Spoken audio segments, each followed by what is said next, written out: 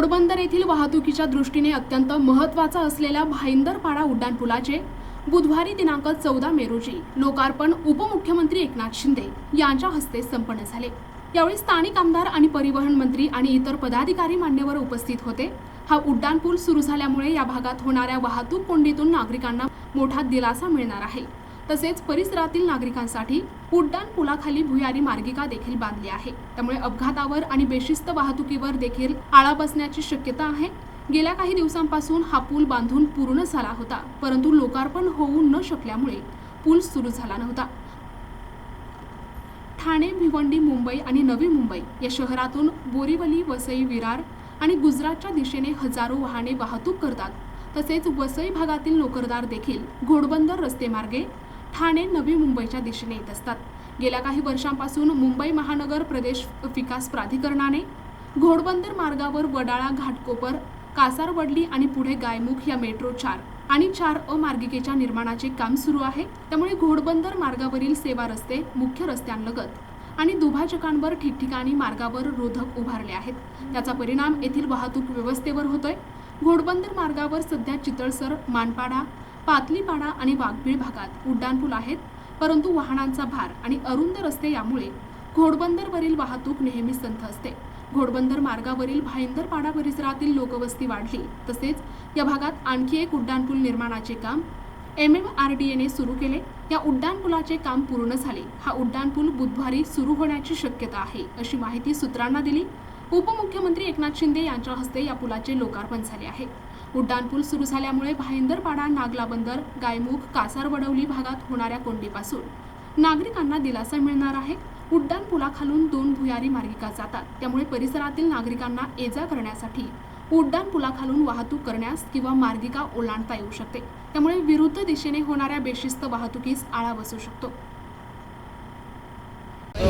Madam थोडं पाठी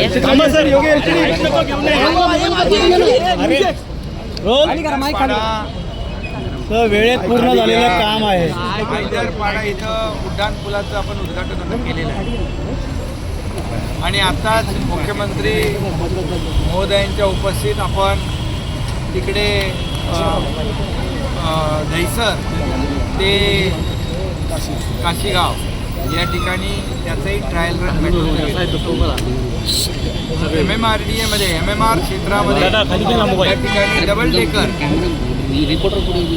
metro आणि फ्लायओव्हर ही संकल्पना पहिल्यांदा या ठिकाणी MMRDA सुरू होते आणि वेळेमध्ये कंप्लीट झालेला हा फ्लायओव्हर आहे। मी या विभागाचे आमदार आणि परिवहन मंत्री प्रताप सरनाईक यांचं अभिनंदन करतो। त्यांनी याचा पाठपुरावा करून या ठिकाणी वेळेमध्ये हे काम पूर्ण झालेलं आहे। MMRDAला देखील मनापासून अभिनंदन करतो।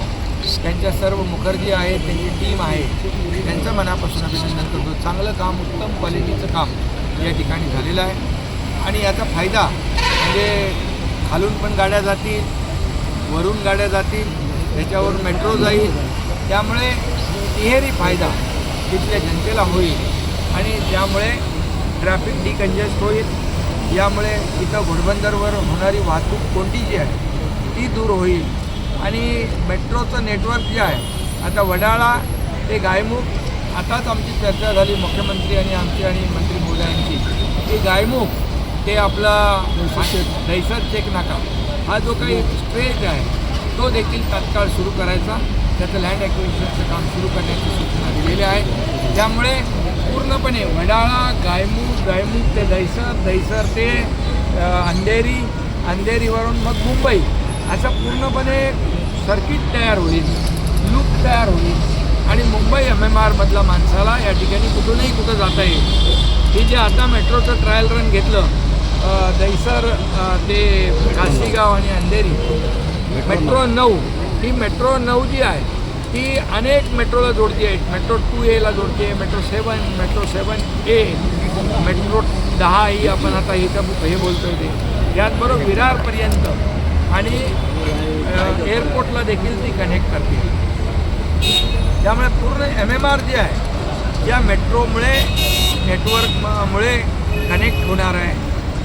एंड टू एंड कनेक्टिव्हिटी मिळेल, लास्ट माईल कनेक्टिव्हिटी मिळेल. त्यामुळे खऱ्या अर्थाने पब्लिक ट्रान्सपोर्ट जेव्हा चांगला मिळतो त्यावेळेस स्वतःची वाहनं लोक आणत नाहीत. त्यामुळे लाखो वाहनं रस्त्यावरून डिकंजेस्ट होतील, लाखो वाहनं रस्त्यावर येणार नाहीत, वेळ लोकांचा वाचेल, प्रदूषण कमी होईल.